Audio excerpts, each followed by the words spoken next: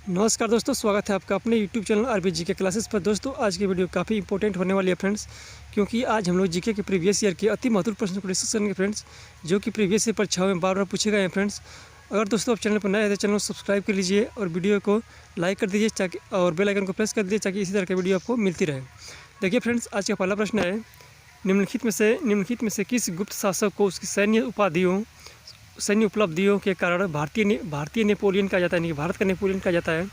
चंद्रगुप्त प्रथम को, चंद्रगुप्त द्वितीय को, या श्रीगुप्त को, या फिर समुद्रगुप्त को? तो देखिए फ्रेंड्स, भारत का नेपोलियन किसे कहा जाता है? समुद्रगुप्त कहा जाता है। ठीक है फ्रेंड्स। अब देखिए समुद्रगुप्त की अन्य कौन सी उपाधि है? तो भारत का नेपोलियन तो हो ही गया फ्रेंड्स। देखिए भारत का नेपोलियन इसलिए कहा जाता है क्योंकि इन्होंने अपने नेतृत्व में बहुत सारे नेतृत्व किया था अभियानों का और उस पर विजय प्राप्त की थी, इसलिए इन्हें भारत का नेपोलियन कहा जाता है। और देखिए फ्रेंड्स, अन्य उपाधि कौन सी है?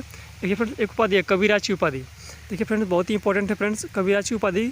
देखिए वे एक विशेषज्ञ बीड़ा वादक थे और उन्होंने कई कविताएं लिखी थी, इसलिए इन्हें कहा जाता है कविराज कहा जाता है। बहुत ही इंपॉर्टेंट है फ्रेंड्स और ये बार बार परीक्षाओं में पूछी गई है। देखिए अब देखिए परम भागवत भी इन्हीं की उपाधि है।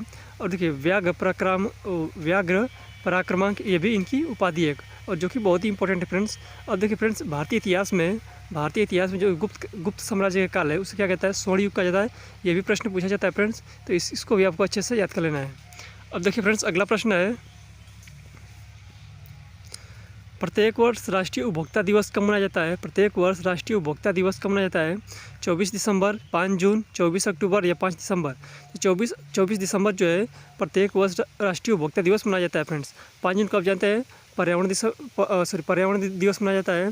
अब देखिए 24 अक्टूबर को यूनाइटेड नेशन दिवस मनाया जाता है फ्रेंड्स। अब देखिए 2 दिसंबर को कौन सा दिवस मनाया जाता है? बहुत ही इंपॉर्टेंट है फ्रेंड्स, 2 दिसंबर को मनाया जाता है कंप्यूटर साक्षरता दिवस, जो कि बहुत ही इंपॉर्टेंट है फ्रेंड्स और बार बार पूछा जाता है। और 4 दिसंबर को मनाया जाता है भारतीय नौसेना दिवस, ये भी बहुत बार पूछा गया परीक्षाओं में। 10 दिसंबर को मानव अधिकार दिवस मनाया जाता है, ये भी बहुत ही इंपॉर्टेंट है फ्रेंड्स। और 24 दिसंबर को राष्ट्रीय उपभोक्ता अधिकार दिवस मनाया जाता है, जो कि बहुत ही इंपॉर्टेंट है। ठीक है फ्रेंड्स। और देखिए 25 दिसंबर को सुशासन दिवस यानी गुड गवर्नेंस डे मनाया जाता है, ये भी बहुत बार पूछा गया फ्रेंड्स। तो जो कि ये सारे जो दिवस हैं बहुत ही इंपॉर्टेंट है फ्रेंड्स, तो इनको आपको अच्छे से याद कर लेना है। अब देखिए फ्रेंड्स, अगला प्रश्न है, निम्नलिखित में से किस राज्य या केंद्र शासित प्रदेश के साथ सिद्धि धमाल नृत्य जुड़ा हुआ है? सिद्धि धमाल नृत्य कहाँ का है? अंडमान और निकोबार द्वीप समूह का, या फिर गुजरात का, या लद्दाख का, या नागालैंड का? तो सिद्धि धमाल जो लोक नृत्य कहाँ का है? गुजरात के फ्रेंड्स, यानी कि ऑप्शन नंबर बी इसका राइट आंसर है। अब देखिए गुजरात के अन्य लोक नृत्य कौन से है जो कि बहुत ही इंपॉर्टेंट है फ्रेंड्स? गरबा बहुत इंपॉर्टेंट, गरबा जो है बहुत इंपॉर्टेंट है फ्रेंड्स, बार बार पूछा गया है। डांडिया भी पूछा गया है। और देखिए टिप्पणी जो है ये भी पूछा गया है। भवई भी वहाँ का भवई भी है जो कहाँ का है? गुजरात का भी है। हुंडो भी है और पधार भी है। देखिए इसमें गरबा, डांडिया, टिप्पणी बहुत ही इंपॉर्टेंट फ्रेंड्स। ठीक है। और ये सिद्धि धमाल इसमें बहुत ही इंपॉर्टेंट है गुजरात के लोक नृत्य, इसको आपको अच्छे से याद कर लेना है। अब देखिए अगला प्रश्न है, सांस्कृतिक उत्सव त्रिशूर पूरम किस राज्य में मनाया जाता है? त्रिशूर पूरम कहाँ मनाया जाता है? पश्चिम बंगाल में, तेलंगाना में, केरल में, या कर्नाटक में? देखिए फ्रेंड्स, त्रिशूर पूरम जो है वो कहाँ मनाया जाता है? केरल में मनाया जाता है, यानी कि ऑप्शन नंबर सी इसका राइट आंसर है फ्रेंड्स। अब देखिए केरल के अन्य जो है त्यौहार कौन कौन से हैं? ठीक है फ्रेंड्स। अब देखिए ओणम जो बहुत ही इंपॉर्टेंट है फ्रेंड्स, बार बार पूछा जाता है, एसएससी का तो फेवरेट है फ्रेंड्स और रेलवे के भी एग्जाम में कई बार पूछा गया है। Boat festival. देखिए मकर बिलक्कू तो बहुत ही इंपॉर्टेंट है फ्रेंड्स। देखिए ओणम और मकर बिलक्कू बहुत ही इंपॉर्टेंट है फ्रेंड्स, बहुत इंपॉर्टेंट। ठीक है। और थेयम भी बहुत इंपॉर्टेंट है और बिशु भी, ये चारों जो त्यौहार है जो केरल के हैं बहुत ही इंपॉर्टेंट है। और त्रिशूर पूरम, 5 जो है बार बार पूछे जाते हैं, आपको इसे अच्छे से याद कर लेना है। ठीक है। अब देखिए जो संस्कृति उत्सव त्रिशूर पूरम है फ्रेंड्स, वो बड़कपुरनाथ मंदिर यानी शिव मंदिर है उसमें मनाया जाता है। ठीक है। और एक वार्षिक हिंदू त्यौहार आयोजित किया जाता है, इनकी एक बार वर्ष में एक बार आयोजित किया जाता है फ्रेंड्स। तो चलिए अगला प्रश्न देखते हैं, भारत का संविधान कब लागू हुआ था? 1950 में, 1947 में, 1949 में, या 1948 में? तो भारत का संविधान जो फ्रेंड्स लागू कब हुआ था? तो 26 जनवरी 1950 ईस्वी को लागू हुआ था, यानी कि 1950 इसका राइट आंसर है, ऑप्शन नंबर ए। अब देखिए फ्रेंड्स, ये बनकर तैयार कब हुआ था? 26 नवंबर 1949 को बनकर तैयार हो गया था संविधान द्वारा, बनकर तैयार हो गया था, यानी कि अपनाया गया था संविधान सभा द्वारा। और ये लागू कब हुआ था? तो 26 जनवरी 1950 ईस्वी को लागू हुआ था। अब देखिए अगला प्रश्न है, भारत के संविधान में अर्धसंघीय शासन प्रणाली की विशेषताएं किस देश से संविधान से ली गई है? देखिए फ्रेंड, यूएस से ली गई है, फिर दक्षिण अफ्रीका से, यूके से, या कनाडा से? तो जो अर्धसंघीय शासन प्रणाली है वो कहाँ से ली गई है? कनाडा से ली गई है, इनकी option number D option number D इसका राइट आंसर है। अब देखिए कनाडा से और अन्य जो कौन कौन सी विशेषताएं जो ली गई है, एक मजबूत केंद्र के साथ संग केंद्र की अवशिष्ट शक्तियाँ केंद्र द्वारा राज्यपालों की नियुक्ति, सर्वोच्च न्यायालय के सलाहकार क्षेत्र। अब देखिए जो केंद्र की अवशिष्ट शक्तियाँ हैं ये क्या असली कनाडा से बहुत बार पूछी गई फ्रेंड्स, तो आपको इसे अच्छे से याद कर लेना है। अब देखिए फ्रेंड्स अगला प्रश्न है, किस ग्रह को पृथ्वी का जुड़वां ग्रह कहा जाता है। बहुत ही इंपॉर्टेंट प्रश्न है फ्रेंड्स और बार बार पूछा जाता है। मंगल को, चंद्रमा को, शुक्र को या कार्ला को। तो जो पृथ्वी का जुड़वां ग्रह कहा जाता है फ्रेंड्स वो शुक्र कहा जाता है, यानी ऑप्शन नंबर सी इसका राइट आंसर है।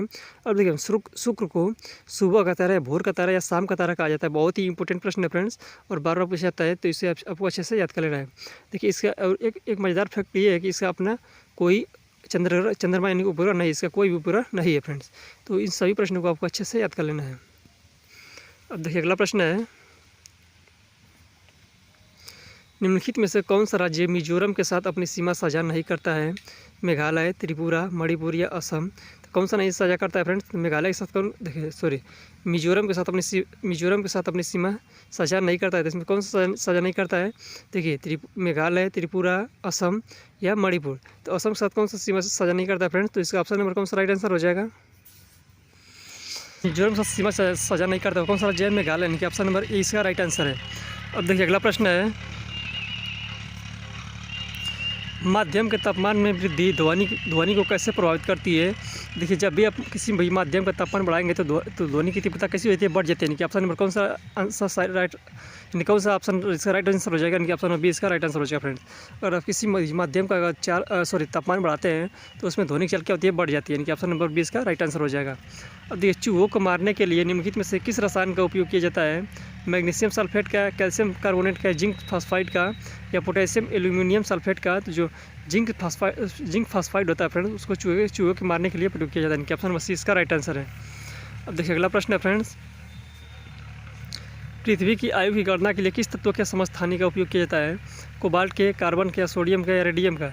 तो पृथ्वी की आयु ज्ञात करने के लिए फ्रेंड्स कार्बन का C14 होता है उसका प्रयोग किया जाता है, यानी कि कार्बन के समस्थानी का प्रयोग किया जाता है, यानी कि ऑप्शन नंबर बी इसका राइट आंसर है फ्रेंड्स।